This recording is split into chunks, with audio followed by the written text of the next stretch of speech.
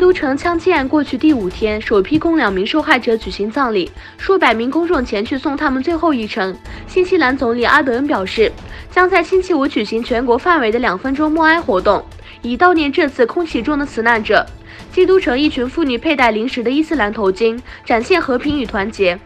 东突厥斯坦新闻中心主任卡拉喀什肯定了新西兰的模范行为，并认为新西兰总理做出了非常诚实的决定。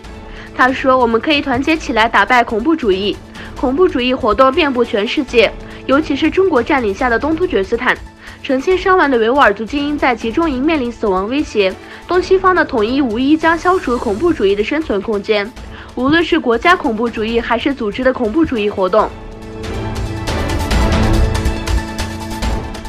中国政府将邀请欧洲驻华外交官组成较大团队集体参访东突厥斯坦，进一步为关押100万维吾尔人的再教育中心进行辩护。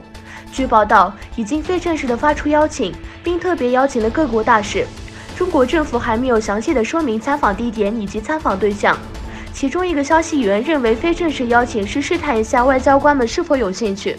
这是中国第一次邀请西方外交官组织大型团队前往东突厥斯坦参访，以应对来自国际社会和人权组织对其设置的集中营的批评。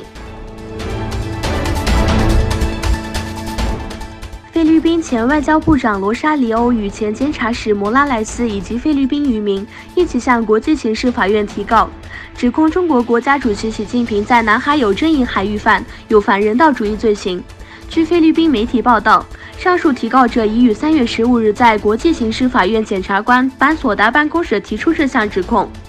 报道说，他们指控习近平和其他中国官员在推动掌控南中国海的有系统计划时犯下反人道罪。为期2天的欧盟峰会已开始，欧盟成员国领导人聚集在布鲁塞尔讨论英国退欧问题。会议开始之前，英国首相梅向媒体表示，英国退欧以后继续会为共同的利益一起工作。美国总统特朗普在周4通过个人推特宣布，现在是时候承认以色列对戈兰高地的主权了。特朗普的言论受到了联合国的批评。戈兰高地1967年之前是叙利亚领土的一部分，第3次中东战争期间已被以色列占领至今。